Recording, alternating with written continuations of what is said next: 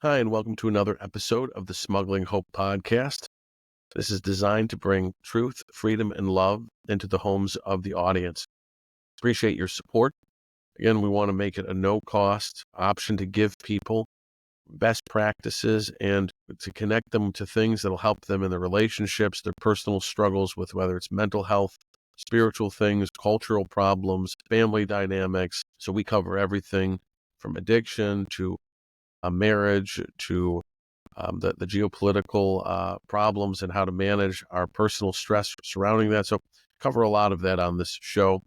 On today's episode, we're going to be talking about how to really enhance and learn how to turn towards our spouse or our children or the people that we really want to be close to, and to recognize what John and Julie Gottman call bids of connection.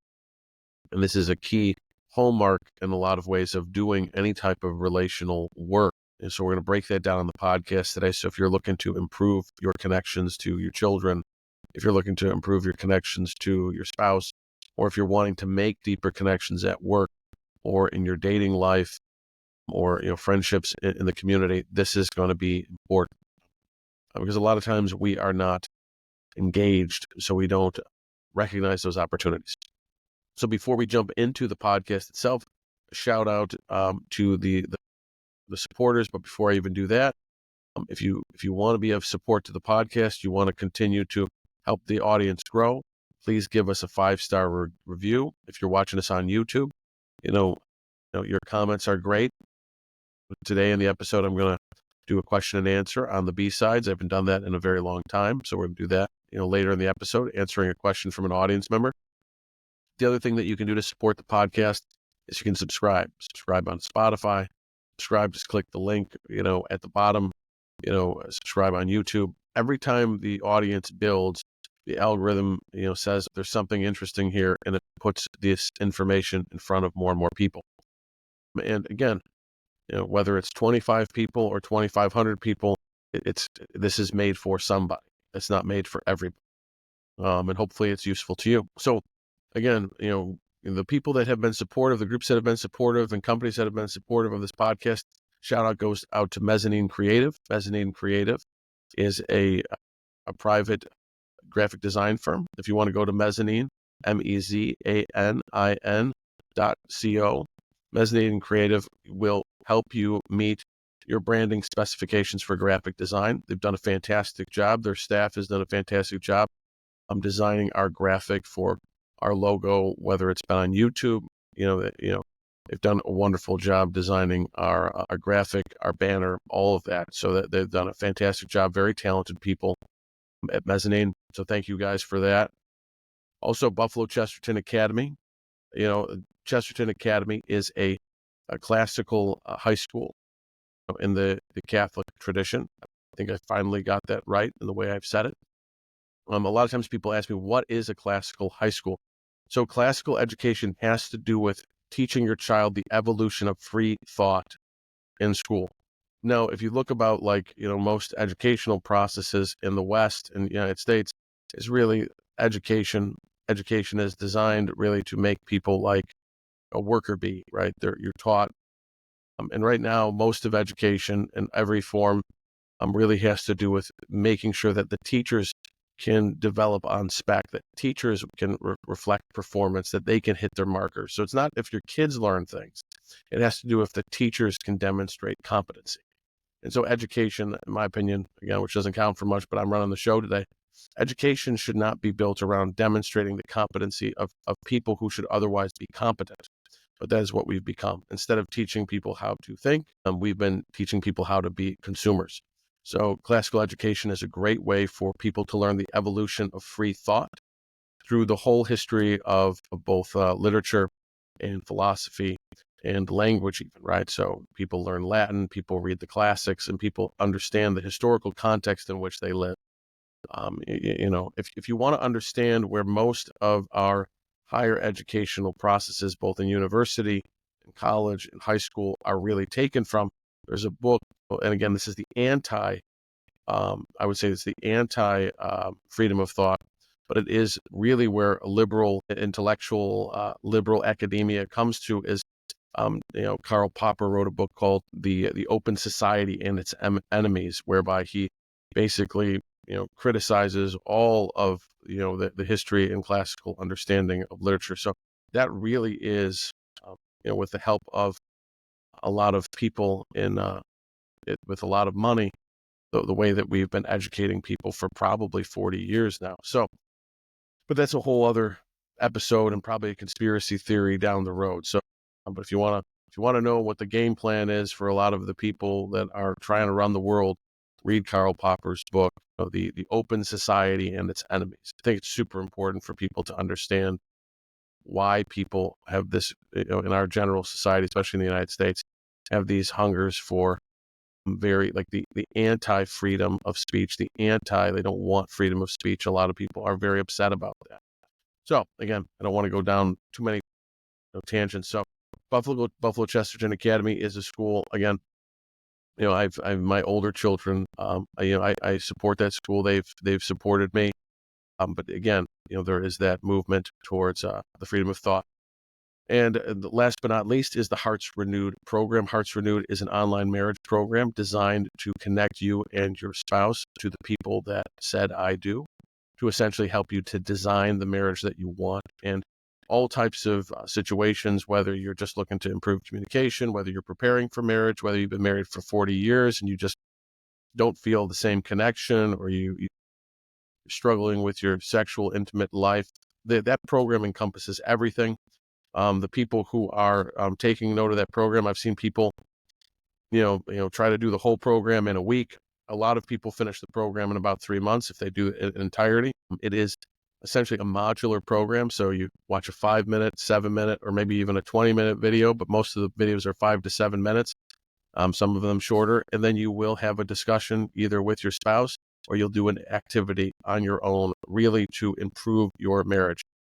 That whole program is designed to remove the temptation that most classical psychotherapy techniques do, which is to ruminate and to talk about over and over and over again problems. So our program on Hearts Renewed is designed to essentially stimulate what's good in your relationship, what is it that you fell in love with, when are you at your best, and to use all of those strengths in your marriage to create and design and sustain the marriage that you want. So you can check it out. Go to heartsrenewed.org. You can pay $1. If you want to put in the code Renew1, put in the code for $1. You can try the program for a week.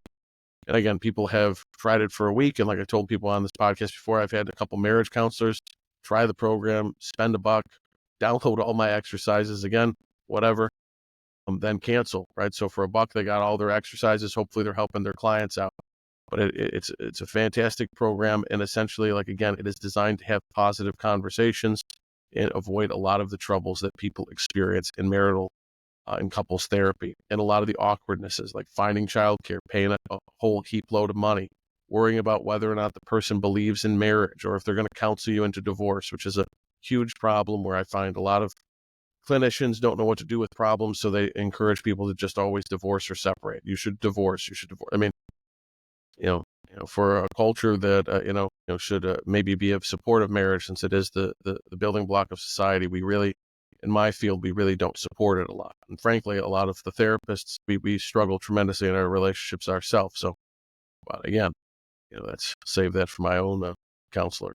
So for you guys, right, just, in transitioning now to the program today, right, we're talking about bids of connection, and realistically, we want to talk about how we can enhance our closeness to our spouse, our children, anybody that we want to draw into our life. So to give you an example of this, I want you to imagine that you have a baby. Now, some of you may be listening to this podcast and maybe you have a baby.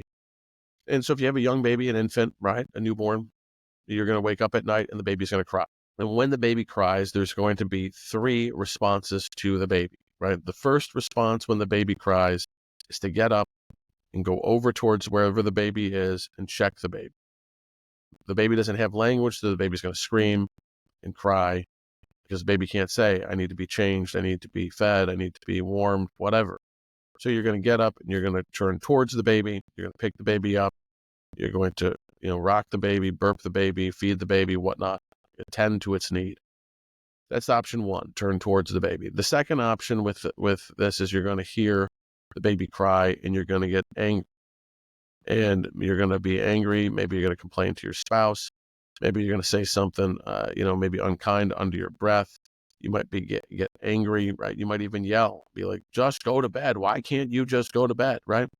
In terrible situations, people shake their baby, right? Obviously, that's terrible because it causes bodily harm and injury and death of the child. But people get angry. They turn against the baby. They scream, yell. And, so that's option two, turning against the baby, getting angry. And then the third option is turning away, right?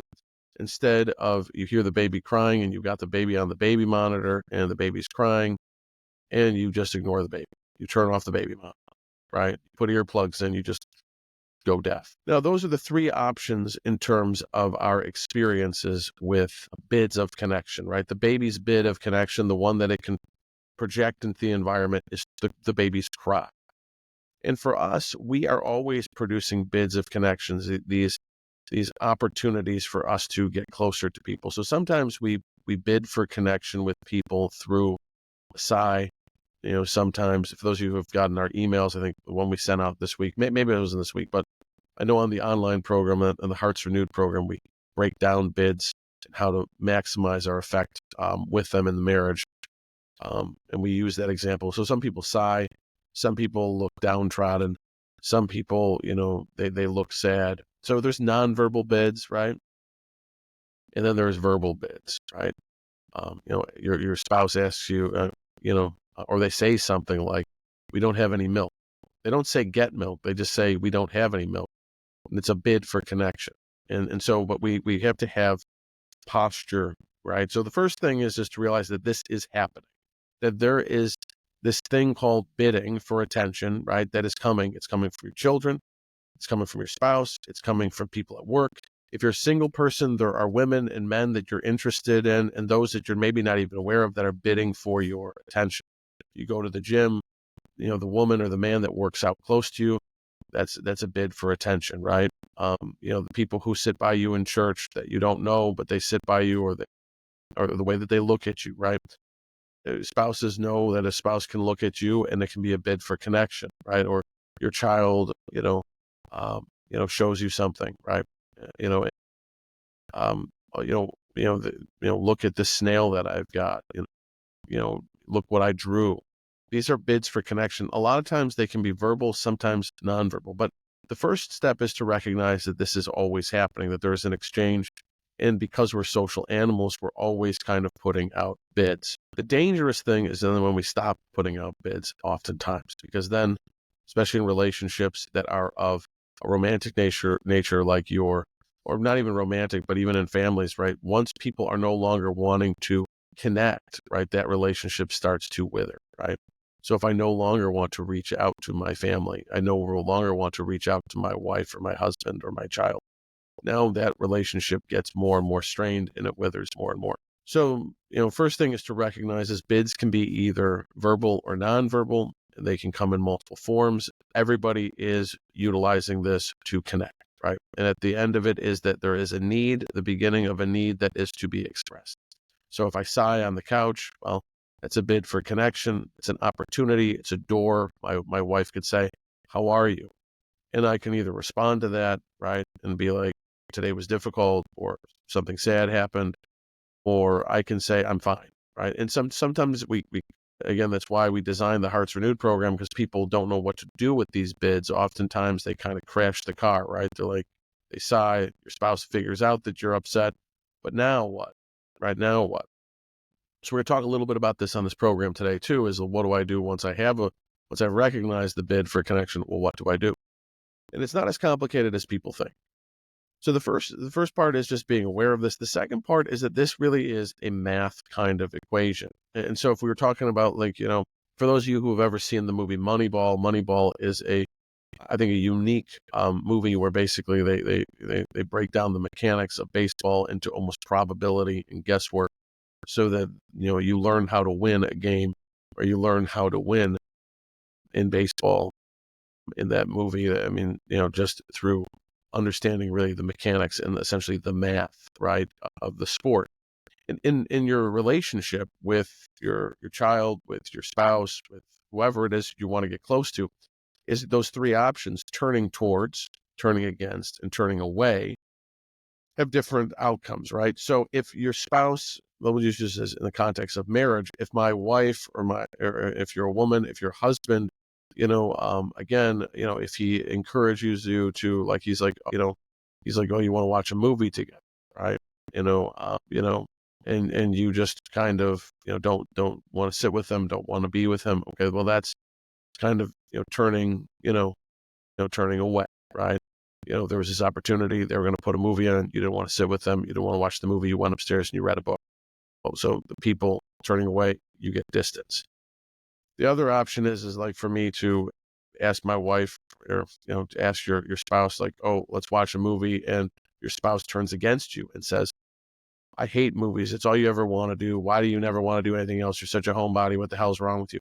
That is turning against your spouse. What that does is it makes your spouse not want to put bids out, right? Your spouse doesn't really want to put bids out. They become avoidant. They become afraid of you. Well, a big theme in the work I do with married couples is there is usually like a theme where one spouse is more aggressive, meaning one spouse is much more eager to ask questions, or is much more like wants to be reassured. They get more anxious. And the other spouse is usually more avoidant, right? They're avoiding conflict. They don't want to be upset. They don't want to be picked on. Spouses feel afraid, right? So when we turn against, we must inject more fear when and it's a good way to torture your spouse. So if your spouse is trying to connect with you and you meet them with turning against, that's really the worst thing you can do, according to the research by the Gottmans, who study the relationship with this bidding experience, right? And we used the Gottmans research to really codify and create the exercises for the Hearts Renewed program, right? So we wanted to magnify what they found in the research. We wanted to do it for couples at home. So that's that we don't want to do that. And then obviously, like, again, I can turn towards my spouse and sit with them and enjoy and get closer, right? So this is the same thing, right? And so what we do is the more we increase in responsiveness, the more, and responsiveness is the psychological terminology we use for really growing in intimacy, right? Turning towards my spouse, there becomes greater and greater responsiveness with that person. Whether it's a colleague at work, there's greater responsiveness to a child. That relationship is going to intensify because I'm responding to the bid, right? And so again, if you are in a relationship, or you want to be in a relationship with somebody, or you want a healthier relationship, is you want to continue to turn towards those experiences that draw you closer and that make you healthier and that relationship healthier. Also, just turning towards everything, every bid, that's not the best thing, right? There are bids for connection that you really shouldn't pick up. There are things that in many ways you should turn away from, right? Bids that in many ways, are dangerous. They may cause you disharmony. They may ruin your primary relationship. So again, every bid for connection is not one that you have to say yes to. For those people who feel like they always have to say yes to everything, well, that's an issue with boundaries. And obviously we have a segment on the podcast from earlier days called Good Fences, right? So if you want to look that up on the Smuggling Hope podcast, it's audio only because this is before the days where I'm doing these beautiful videos and, with my beautiful hair and makeup, and interesting graphics, right? So if you go back, check that out. Good Fences, that really has to do with boundaries. But in a brief way to kind of jump into boundary setting is that with people, boundaries is always about telling the other person what is going to happen. It has nothing to do with telling a person or asking a person to do something. It's telling them what you are going to do. For a boundary to be in position is for the other person really to do nothing. I'm going to do this. I'm going to do this. If this happens again, this is what I'm going to do. So just, just a little nuance with that. So again, we really want to be mindful about what we're turning towards. Not every bid needs to be turned towards. You don't want to get yourself into a situation where you feel chained up to people and lose your freedom. So that's one component with bids, right? Turn away, turn towards, turn against. Again, turning against a bid, especially with a relationship that you want to see succeed, like your marriage or the guy or gal you're dating, or your kid comes to you and they ask to go to the gym with you, right? Over the last couple of days, I was going to go to the gym, and oftentimes I go to the gym by myself. And my son said, "Dad, when can you take me to the gym?" And I'd love to tell you that I'm so flexible that I always kind of just take those opportunities and go to the gym and pick him up and say, "I'll take you now." And that day I did. I took him to the gym with me. My son, one of my younger sons, I took him with me to the gym. And really that was the opportunity to connect because he wanted to connect. For those of you with teenagers, you're going to see with their phones, with their friendships, there are only little windows of opportunity where the bids come out. And when the bids come out, a lot of times your teenage kids can see the back of your phone, or you can look distracted. If you've got a big family, you may find that your kids are constantly frustrated because they can't get your individual attention. So sometimes kids act out, right? They get into some trouble, which is, again, in some ways, it's one way to get attention, right? But I want you to, the more that you get aware of bids, the more you're going to be aware of how people are trying to connect to you. Because to some degree, people struggle tremendously with feeling able to be close and to feel that other people want to spend time with them. This is especially true for kids, right? So when kids spend time with their parents, believe it or not, I'm sorry, when kids do spend time with their parents, the biggest thing, like when I took my son to the gym, or you take your kid to the grocery store, or you decide to take your kid, and these are just for random errands, little things. What the kid learns is that they're important enough to spend time with. And again, I know a lot of people are very focused on giving their kids Disney World vacations and, taking them on a cruise and having like some like really awesome, what quote unquote, you know, quality time. But when it comes to bids and it comes to intimacy and connection and closeness is most caught like in between people. Closeness is caught through quantity, not quality time. Quantity time meaning like there's just a more of a frequency where you're available, you're there. This is important. You are important. That is conveyed through the idea that you matter as a friend, as my spouse, as my child, as whoever is because of that commitment to the time that I'm available and being available. Now, with bids, one of the key things for bids in terms of your responsiveness, a lot of this has to do with your ability to be flexible. So I want you to think flexibility, both physical flexibility and psychological flexibility, right? This ability to be able to transition and be flexible. Physical and psychological flexibility is a sign of health, right? If I can move my arm and my shoulder or my legs, I'm healthy. If I can no longer move my leg or my shoulder, well, I'm probably going to have surgery.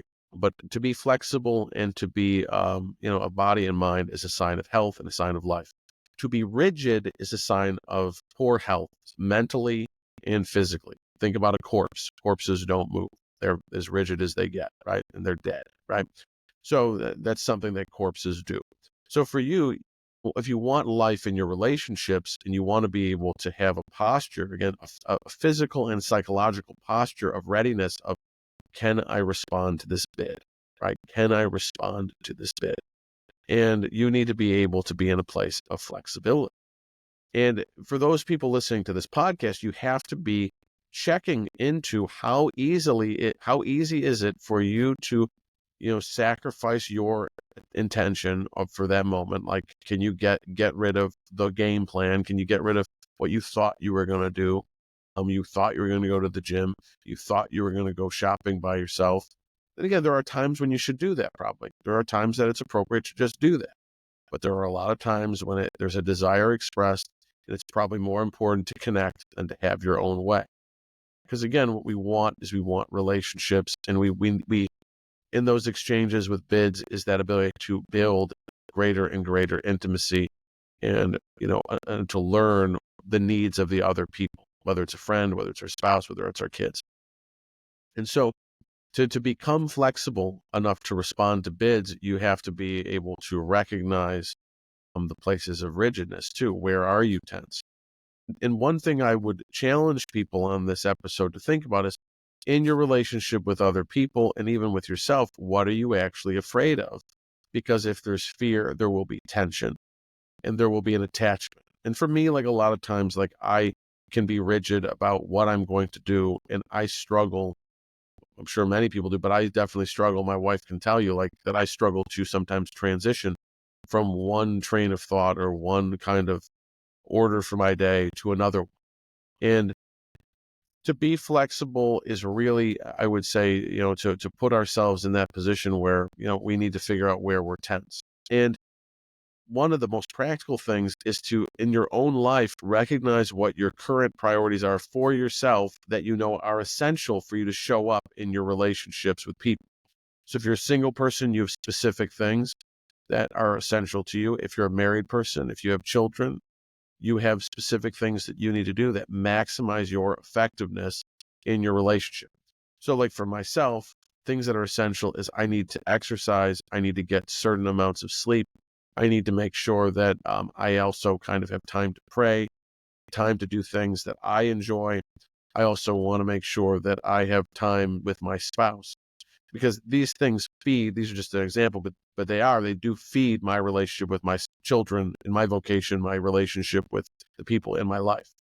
Now I have to figure out how to make sure that these priorities are hit. Otherwise, people become obstacles. And this is dangerous, right? Because people should never be people that we want to get close to, we should not view as obstacles.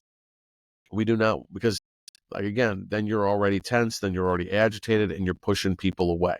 And if you're not pushing people away, what you're going to do is you're going to either turn away because you're distracted, right? You're just going to turn away because you don't have the capacity or you got something more important to do, or you're going to get frustrated because the people in your life are not allowing you to do what you need to do.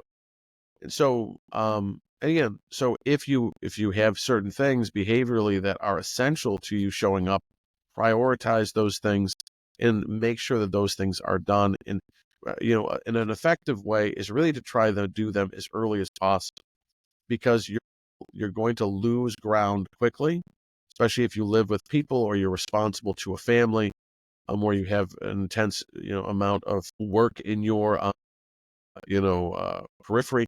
You're not going to be able to then get back and work out later, right? I'm going to work out tonight after the kids go to bed. That's a terrible idea. You're not going to probably write your book after the kids go to bed. Now, there are people that are anomalous that will obviously be able to pull that off, but majority of people, the way their brains work is they're not going to be able to get to their priorities later. So if you want to be flexible and you want to be more receptive and responsive to the bids around you, get your priorities done sooner so that you're not just thinking about yourself and what you have to get done. You have to take care of the essential parts of your agenda. Otherwise, you're, because it's just very hard then to surrender your agenda in the middle of your day. But obviously, that's not realistic for everybody all the time. So again, you have to work towards building that because we want to be in a place where we're able to focus outside of ourselves and be attentive to the people outside of our home, right? And one of the things that I encourage people is, realistically to just for a day, if you live with people or you work with people, right? Let's say you're a single person, these are the people that you work with. If you're a married person, the people that you live with, pay attention to the ways that people try to connect with you, right? Pay attention to the bids that you see coming through, right? So if you're a young person and you live with your parents, pay attention to how your parents try to connect to you or each other. If you have siblings, if you're a married person, what is your spouse doing? What are your kids doing? Try to connect with you, right? I drive my kids to the bus stop a lot of times, and on the drive to the bus stop, my kids will ask to either share a piece of music, right? They'll be like, "Oh, can you put this song on?" Or they'll have a funny video they want me to look up. And honestly, it's a good assessment of how well I'm doing mentally, because in the morning, and again, do I want to share my children's world? Do I want to learn about my children's world? Because they want to share and connect with me. And a lot of times, sadly, I think I'm a gruff person and I'm not as receptive as I need to be. And so, again, I can't stress this enough. Create a posture where you're going to be at the ready for this. My kids have a window of time my high school kids have a window of time where they want to share goofy stories or they want me to listen to the music that they listen to. That's a way for them to connect to me. Why would I want to miss out on that? But people do all the time, or, your wife is frustrated that you haven't gone on a date in a long time. Well, that's a bid for connection. You may not like the way that she communicated that to you, but she wants to spend time with you. Or your husband asks if you'd like to, if you'd like to watch a movie, or if you, whatever the case is, right? And are you open to that or not? So we need to be aware of these bids. They're all the time. A lot of times the problem with bids, though, is that people hear judgment. In judgment, like I've said on this podcast multiple times, and I try to address this in all of the types of work I do with relationships, is that because we're an evaluatory animal, meaning that we're constantly in a state of judgment and evaluation, when we communicate our needs, what people hear is criticism, because there's a judgment associated with whatever we're asking for. So we say things like, well, you never take me out. Well, you never let me talk. You always shut me down.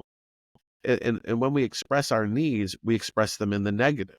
So it almost sounds like an attack versus, I'd really like to be able to communicate how I've been feeling because I feel lonely. Well, that's way more. I mean, I can't argue with it. I don't feel defensive about that. But for someone to say, well, you never let me talk, you just always think about yourself. Well, now it seems personal. So again, like that's why we designed the program with the Hearts Renewed thing, because Hearts Renewed teaches people how to communicate their needs in a way that gets their needs met, right? And a lot of times when we speak, we don't speak in a way that gets our needs met. We get into arguments. And arguments are not the end of the world, right? So again, even if you're turning against your spouse, right, there's always the opportunity, hopefully, to apologize and to learn something. So one of the first key things, like from this bid conversation, is that bids are happening. They're verbal, they're nonverbal. If you want to get closer to your spouse, your children, you want to come up with a posture of flexibility so that you can turn more easily towards the people that you want to get closer to. And you have to be aware of the things you are turning towards, because some of the things you turn towards do not support your goals. And so if it doesn't help you to be a good husband and father, and if it doesn't help you to be, a good wife and mother, if it doesn't help you to be a good student, if it doesn't help you to be a good brother, if it doesn't help you to be a good boyfriend, girlfriend, if it's not helpful and you're turning towards it, because that's counterintuitive. So that's when you have to come up with boundaries, and you have to figure out what your fear is. And like I've said, like fears are something that produce a lot of tension and attachment. And they actually like absorb energy, right? So if you think about tension, if I hold something in my hands, even if it's a 1 pound weight, that tension, the more tense I become, like it just starts to weigh on me and absorb everything. And so people's fears absorb their attention, and it blinds them from seeing these bits of connection, right? So if I am very concerned about my finances, if I am very concerned about what people think about me, if I'm very concerned about, you name it, I'm no longer, my ability to push my attention out is restricted. I can't think about you. I can't take in information because I'm concerned about losing something.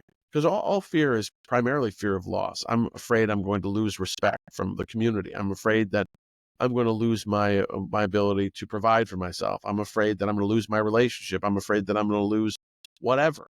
Sometimes we don't even work to articulate what we're afraid of, and I think just articulating it helps to remove some of the tension and the fear about it, or just remove the intensity, I should say. So I want you to keep that in perspective, right? And so we want to be in a posture of receptivity and flexibility.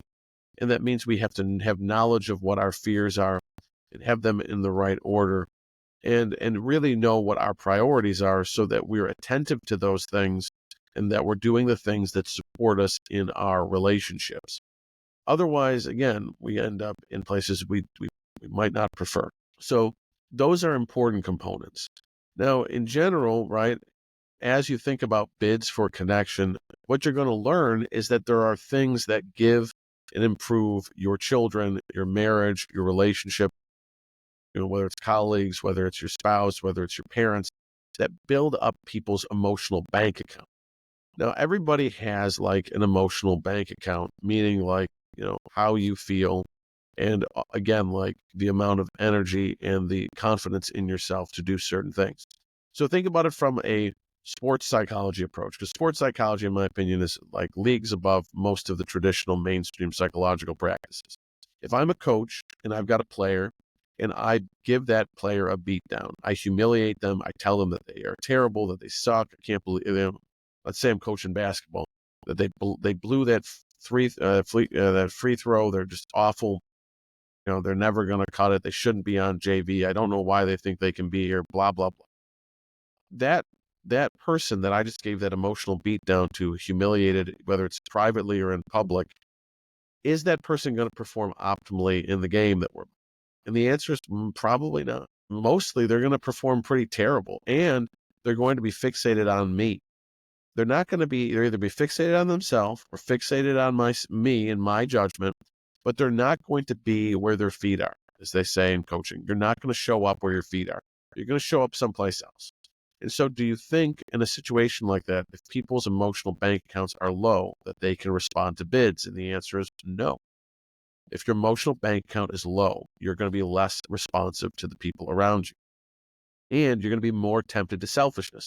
Think about it. If I have a toothache and someone tells me that 400 people died in an earthquake downtown, I'm going to be more concerned about finding a dentist than about if I know or if anybody in that earthquake was somebody I care about. I don't care about that. I'm in pain. And so again, emotional pain and physical pain are very similar like that. They tempt us to selfishness. So we want to make sure that we are moving to a position where we can, if at least in part, um, you know, work to, in many ways, get rid of that temptation and to build up other people's emotional bank accounts. And that means that, like with your children, right, with your wife, with your husband, with people that you work with, if you're a leader in business, we want to fill up people's emotional bank accounts so that they will show up as much as possible. How do we do that? Well, we have to look at the patterns, right, of the bids, right? What is it that their need is? What are the things that oftentimes you can recognize people's affections and their languages of how they feel cared for in the pattern of what they complain about, right? People will say, well, you never tell me that you love me. Well, that's not true. I know that you do tell your kids that you love them. I know that you do tell your wife or your husband that you love them. But you just don't care about me, right? You don't care about me. You never follow through on any of the things that you're supposed to do. Well, that's not true. You do follow through on things. But obviously, that's a sign that that person really wants you to perform more service acts around the home or to take care of certain things in your house or at the job or whatever it is. With your children, right, there are things that they will complain about, right? Your spouse, people that work for your company, they complain about certain things. They don't feel appreciated, right? In organizations, one of the big reasons why a lot of people leave organizations is because they don't feel like they have a way to contribute. People don't it's not necessarily about money at business. I mean, it is to a point, but then after that, it doesn't matter so much. It really has to do with, are people able to make a difference? Are they contributing to the organization? And if people don't feel like that they can make a difference, well, then they slowly lose interest in the work. It becomes less meaningful because there's no way for them to share themselves. They're not able to. They're not able to, either take a position of leadership or be a position of support or demonstrate their capacities. So you got to look for the places where people oftentimes complain, and that will tell you the pattern. You just got to invert it. My wife is always complaining that we never go out. I know that may not even be true, but maybe my wife needs to go out more or to make sure I spend quality time with her. So it's important that we kind of dispose ourselves not to be like, oh my gosh, I can't, and not be defensive, like, oh my gosh, they're attacking me. No, listen deeply. What is specifically the need behind this concern? Your spouse, your kids, your colleagues, your friend, people will bring up concerns. It's a good thing to figure out what is the need. What is the way that they want to feel loved, feel close, feel cared for? And those are the things that you want to do that build up the emotional bank account. And the more that the emotional bank account is built up, the more that that person's going to be able to be responsive to your bids for connection. And again, for you as well, to be able to recognize where it is that what you need from other people. And this is important that we recognize that at work, in our marriages, with our children, We are always responsible to teach the people in our life how we want to be loved.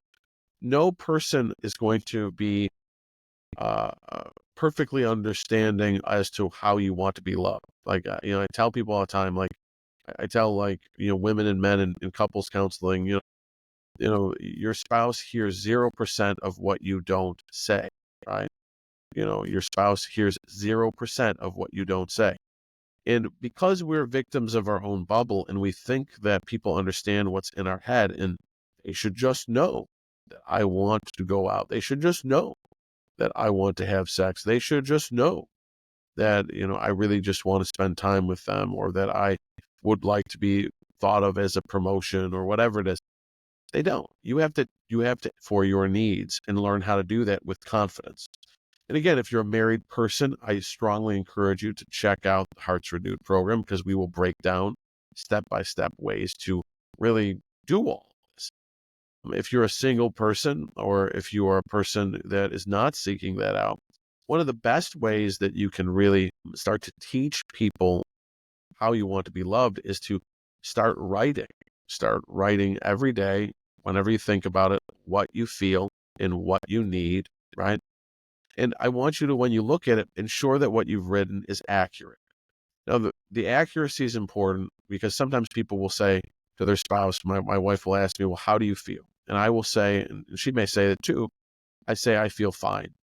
Now, the thing about saying that I'm fine, which a lot of people do, is that fine, the word fine is a cliche, and it is superficial. But most of the time when I say it, it's because I really haven't thought about or processed how I actually feel. Maybe I'm hungry. Maybe I'm tired. Maybe I'm sad.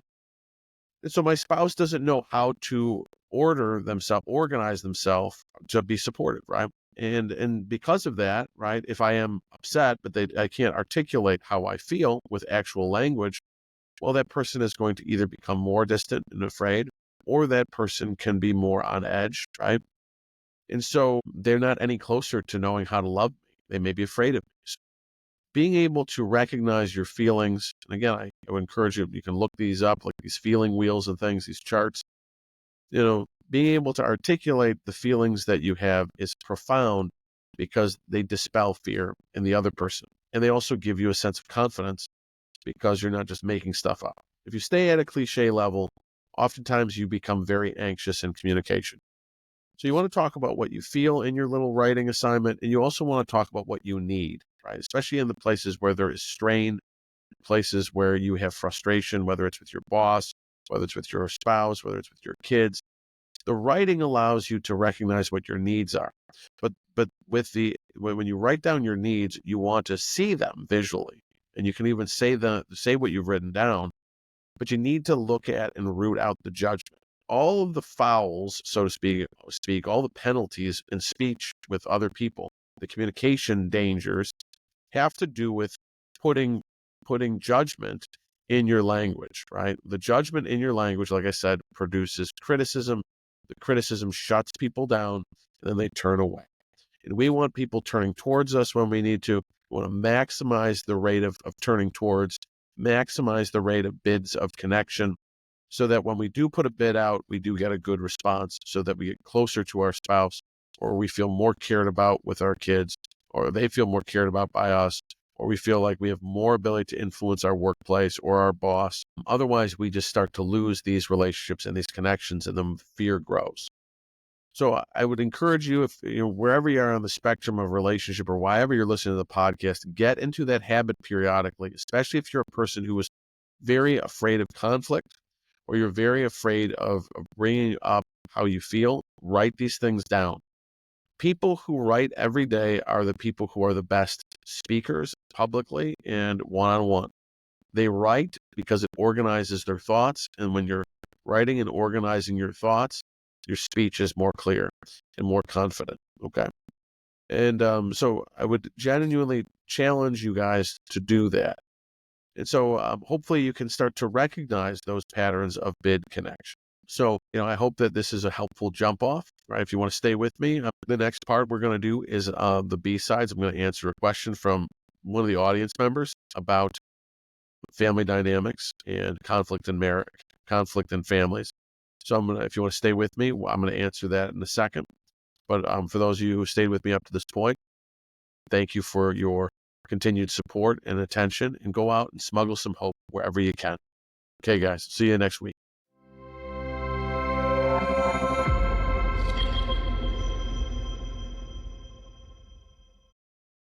Hi, and welcome to the B-sides. I haven't done a back end question and answer at the end of the podcast in a bit. So today, this question is about the episode I did on being at odds with your in-laws. I'm going to leave the person's name out. We'll just give it the synonym of Jay, right? So Jay says, I've been listening to your in-law podcast, and it's what I've been waiting for as I have been reading, Dr. Ray, Gottman, Eggerichs, and really having a difficulty with the issue. Hypothetically, what do you do as a husband and father when your mother-in-law manipulates your spouse and children constantly against you? And what if this centripetal family my spouse comes from is racked with emotional abuse and she's desperately afraid until she's angered? What if your spouse is so terrified of her mother that she desperately wants you to be just walk all over? I have a commitment to support my spouse in a difficult situation, but at what point do I set the boundaries in the interest of protecting my wife and children from emotional abuse? I'm not afraid of being the expletive to protect my family, but I don't want to harm my relationship with my spouse. If this is a cross that I have to embrace and know that grace will come when needed and eternal justice is ensured, I'm just trying to balance my God-given duty to protect my family versus embracing humility over pride. Thank you, Jay. So thank you for your question. I think it's good. It's a bunch of questions, but so there's a couple things. The first part is as husband and father. Yes, I know we want to protect and love our children, our spouse, our wife, our kids. One of the things that is important to note about this is that realistically, what it becomes very important is to generate peace and to figure out how to communicate reality in your life. The primary thing, it should be always like our relationship with God, and then really our relationship with our spouse, and then our relationship with our children. Now, our in-laws, our extended family, are going to be engaged with, and it's important though that your spouse and you build up that network with your wife, and that your wife feels loved by you, and that you are always going to be in support of your wife in the sense that she have a relationship with and love and the ability to love her family, even if they are difficult. From that, though, you always want to be being informed by a prayer life. So you want to be able to have a relationship with Christ, and then look at him. What does he think about your in-laws? What does he think about those people? And then again, what would he ask you to do? Same thing as what does he want when you look at Christ and you look at your spouse? What does he want in that relationship? In many ways, we cannot stop our spouse from being hurt by their family, because to be in family is to be injured in some regard. I mean, this is just the nature of family life. What becomes dangerous is to pretend things are not as they are and to be dishonest, right? So if you think about it, is to figure out how to communicate the truth with love.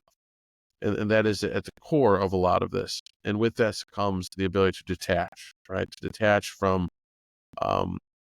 just the focus on yourself, to focus not specifically on how angry you are or how upset you are about if your wife is being emotionally abused by her family.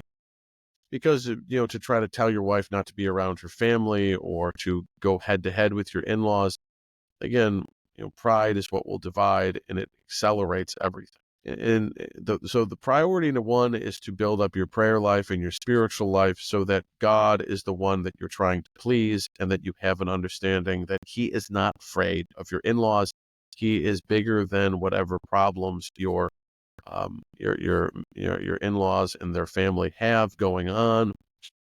So that is important, right? So that's, Christ is bigger than all of that. The second thing is really to understand like what kind of relationship that your wife does want to have with her family, and to figure out how to be of support to her. Because realistically, you have to be a unified front. And you have to get your wife, she needs to be able to rely and trust you. If she sees you as a battering ram against her parents, or if she sees you upset that you hate her parents, that's not going to be helpful either. Even if it's warranted, just because there's not going to be peace. Peace in family life always has to do with providing what is lacking. There is something that is lacking. And as you said in your question, there is a lot of fear. So you do not want to operate either in your marriage or in your relationship with your in-laws through a place of fear. It is important that you understand how to communicate the truth, because again, the truth is something that people can sidestep and become just emotional about. When I say the truth and I say reality, what I'm saying is that it's not really just about you, and it's not just about your wife. And it has to do with the fact that this dynamic is affecting everyone. But for you to be able to move as a unified front, so to speak, and to move as a unit, it's important that you have unity in your marriage, and that your wife feels loved and supported and encouraged, and that you understand the kind of relationship that she wants to have with her parents, and to explore, if at all possible, or get her to communicate to you kind of her fears in that relationship. You're probably not going to alter or change the people that provided you with your spouse, meaning your father and mother-in-law and their family. You're not going to change those people, but it is going to be important that those individuals understand kind of how you operate. And in your dynamic, as in many dynamics, is we have to build up our wife, make sure that our wife feels like she can assert herself, that she should feel safe with you. Again, if you're very angry because they're very mean-spirited, that's going to make your wife afraid of her parents, but also afraid in many ways of you, or she could be afraid of your temper. So you need to be the calm and not the storm. If she came from a storm, well, she doesn't need another storm at home. And so we have to be mindful of that. So we want to build up our spouse so that we can be assertive, and so that our spouse also can grow in the ability to tolerate the anxiety when they're around, the anxiety and the discomfort of being around their family, which may shame them, may be disrespectful to your children, may be disrespectful to your wife. But then you need to know, as a unified front, how are we going to operate? And as the husband and the father in the home, your wife obviously needs to know why you're doing what you're doing. That's why she needs to calm down and know that you are, love her and you trust, and she can trust you.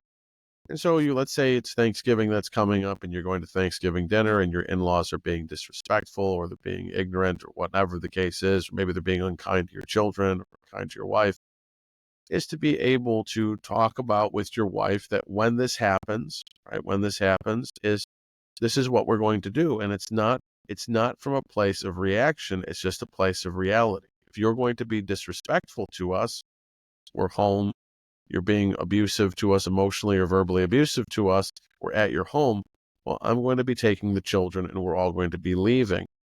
You're not asking for an apology. You're not having a sit down. You're just telling people what's going to happen. So it's figuring out, you want to set what is appropriate behavior from the standpoint of reality. It's not appropriate for people to say unkind things, uncharitable things.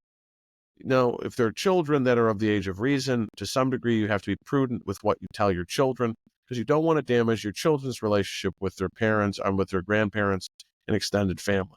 Now, that may be very hard to do, because in many cases, people like to perpetuate this damage. And again, if that is the case, well, sooner or later, your kids also will be affected by these individuals.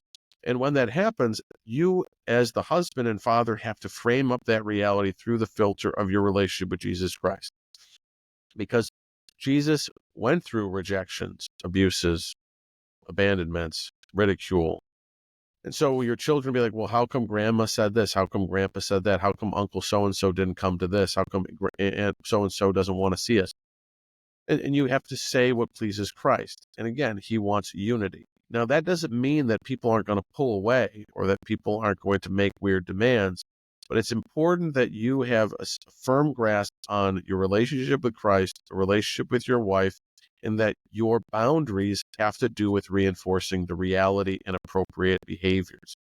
And it's not demanding your extended family or your in-laws to change. It's just letting them know, you know, this is offensive. And if you continue to speak to me or you continue to say these things to my wife, we're going to, we're going to have to leave. Again, boundaries do not have to do with demanding anything, asking a person to change. It's just telling the person what you're going to do. And you need to know why you're doing what you're doing and that it's coming from a place of love, responsibility, and reality. Because as we produce boundaries, even in these dynamics where people did a lot of dysfunctional stuff, the side effect of us creating boundaries is people have to grow the heck up. People have to recognize that, again, if you're going to call me up and you're going to say mean-spirited things, I'm not going to be on the phone. I'm going to hang up the phone. And you're going to be upset.